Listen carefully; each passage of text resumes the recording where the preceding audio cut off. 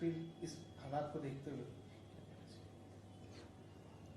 नहीं, हेमंत सोरेन गए तो अपने करनी से हो गए। अपने यहाँ देहात में कहावत है ना, जैसा कर्म करोगे वैसा फल मिलेगा, या जैसा करनी वैसा भरनी। तो 4 वर्षों तक उन्होंने सब कुछ लूटते ही रहा, लुटाते ही रहा। सरकार को उनके दलाल, बिचौलिया और भ्रष्ट अफसर ये लोग चलाते रहे। और हमने तो सरकार को लगातार पत्र भी हम लिखते रहे कि भैया गड़बड़ हो रहा है, इसको जांच कराओ, इसको रोको। नहीं माना, उसको नहीं पढ़ा, बल्कि हमें ही क्या कहा लोगों ने, ये पत्र वीर कहा दिया।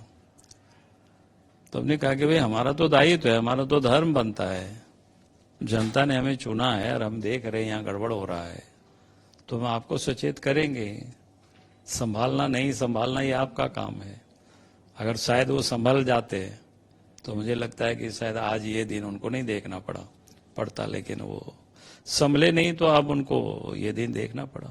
मुख्यमंत्री से त्यागपत्र दे करके अब हटवार जेल चले गए।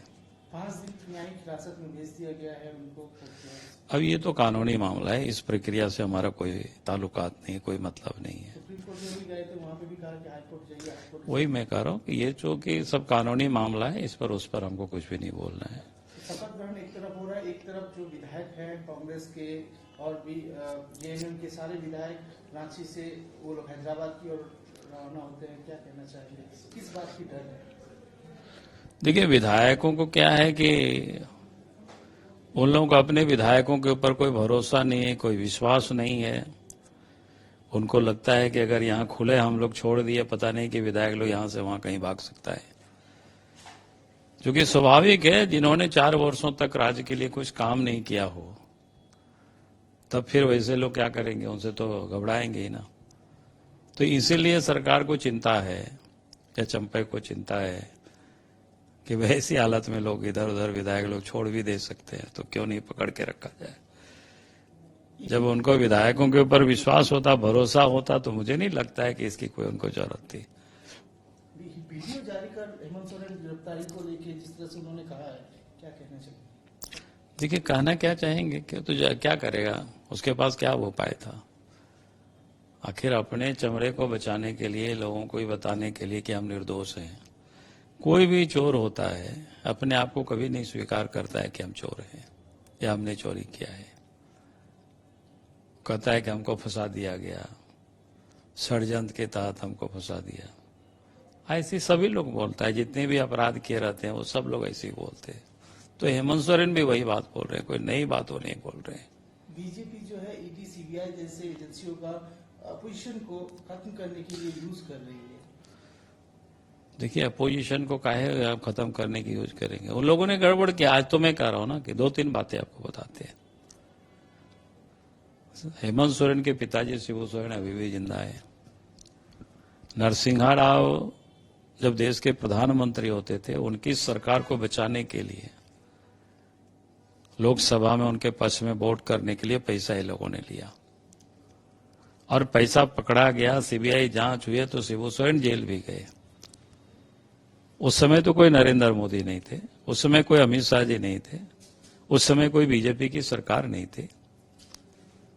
बगल के बिहार में लालू यादव, फॉर्डर स्कैम, उस समय कोई बीजेपी की सरकार नहीं थी। सरकार तो इन्हीं लोगों की थी दिल्ली में, ये भी अपने मुख्यमंत्री। तो उस समय देश में कोई अमित शाह जी नहीं थे, न नरेंद्र मोदी जी उस समय थे प्रधानमंत्री। तो आप जब करेंगे, गड़बड़ करेंगे, तो फिर पकड़ करके जेल में बंद कर दिया। उस समय उनको त्यागपत्र देना पड़ा, अभी और जेल चले गए। मैंने कुछ यहाँ चूंकि आसपास की मामला है, इसलिए मैंने इसको उदाहरण किया। ऐसे तो देश भर में अनेक उदाहरण है। भाई, गड़बड़ आप करेंगे तो जेल कौन जाएगा? हमारे पार्टी के नेताओं ने तो हर हमेशा दिखाया है कि, अब याद करिए बीजेपी के नेताओं की, मदन लाल खुराना तो मुख्यमंत्री थे, हवाला कांड में चर्चा हुई तो उन्होंने त्यागपत्र दिया। आडवाणी जी लीडर थे, उनके ऊपर भी हवाला का जो आरोप लगा था, उन्होंने त्यागपत्र दिया, कहा कि जांच से जब तक मुक्त नहीं होंगे पार्लियामेंट में कदम नहीं रखेंगे। तो इसलिए बीजेपी के साथ ये लोग अपने आप को तुलना करते हैं, और बार बार ये लोग कहते हैं कि साहब बीजेपी की सरकार है, हम अपोजिशन को तंग कर रहे हैं। भाई कौन नहीं जानता इन्होंने तो अकुत संपत्ति कहां से पैदा की, कौन से फैक्ट्री चलता है हेमंत सोरेन का। लालू एंड परिवार ने इतनी संपत्ति अर्जित की, कौन सी फैक्ट्री ये लोग चला रहे थे, कितना पैसा इन लोगों ने कमाया। कोई टाटा तो नहीं थे, कोई अंबानी नहीं थे, कोई बिरला नहीं थे। तो ये जो ये लोग बार बार बोलता है लोगों के सामने कि हम लोग को फंसा रहा है, भाई काय को फंसाएगा, तो लोग खुद फंसे हुए हो भ्रष्टाचार में। तब एजेंसी जांच करेगी, फिर एजेंसी पकड़ेगी ही। मोदी जी ने कहा है कि ना खाएंगे ना खाने देंगे। तो ऐसे पब्लिक की संपत्ति को कैसे हड़प लोगे, कैसे उसको दौलत लूट लोगे। अरे राजकीय मुख्यमंत्री होता है तो सिर्फ कस्टोडियन होता है, एग्जीक्यूटिव रूल जो बना रहता है उसके तहत उसको काम करना होता है। आप उसको अपने ढंग से सब कुछ करेंगे, सब नदी के सब बालू को लूट लेंगे, लुटवा देंगे, पत्थर की खदान को सब लुटवा देंगे, कोयला की, आयरन ओर की, यहां तक की जमीनों को आप लुटवा देंगे। आर्मी की जमीन तक को नहीं छोड़ते हैं लोग। फर्जी कागजात बनवाएंगे, नाम बदल बदल करके परचेज करेंगे। ये क्या कहता है। और इसके बाद भी कह रहे हो कि हमको फंसाया जा रहा है, हमारे साथ षड्यंत्र हो रहा है। ये कैसे बात है भाई। ममता बनर्जी ट्वीट करके हेमंत सोरेन की संपत्ति में कह रही है कि ट्राइबल नेता को परेशान किया जा रहा है। लोकसभा चुनाव से पहले बीजेपी का ये एक एजेंडा है जो चलाया जा रहा है। हमने कहा कि इसी झारखंड में हेमंत सोरेन की गिरफ्तारी के पहले 2 IAS अफसर जेल में बंद है, कई इंजीनियर बंद है, वो लोग कोई आदिवासी नहीं है। उनके दलाल बिचौलिया प्रेम प्रकाश बंद है जेल में, पंकज मिश्रा जेल में बंद है। भारतीय दंड संहिता में आदिवासी और गैर आदिवासी के लिए अलग अलग कोई कानून नहीं बनी हुई है। आप जो गड़बड़ करेंगे उस कानून के मुताबिक आपको सजा मिलेगा। इस तरह का जो ट्राइबल के तौर पे जिस तरह से उन्होंने ट्वीट किया है ममता बनर्जी ने, क्या अब हमने कहा कि भाई वो क्यों नहीं ट्वीट करेगी, उनके भी तो एक मंत्री जेल में बंद है। मंत्री के महिला मित्र के घर में कितना करोड़ों टका मिला है, को दुनिया जानती है इस बात को भाई। सब दिखा फोटो में, आप लोग ही नहीं दिखाए होंगे, हम लोग तो उसी से देखे हैं फोटो। तो पैसा वहां मिलेगा तो कहाँ केस किसके ऊपर होगा, तो दर्द किसको होगा, उन्हीं को होगा ना। इतना पैसा निकाल दिया, केस में डाल दिया। आने वाले कल के लिए भी वो चिंतित हैं, कल भी ऐसा हो सकता है। क्या लग रहा है ममता बनर्जी भी कहीं ना कहीं कटघरे में खड़े हो सकते हैं? अरे जब उनके मंत्रिमंडल के और उनके कई लोगों के यहाँ, अभी भी कुछ दिन पहले CBI गए थे ना, नहीं ED वाले गए थे ना किसी को पकड़ने के लिए, जो क्या बोलते हैं, हाँ नाम बोल रहे हैं, वहां पथराव हुआ, चोटें लगे ED को।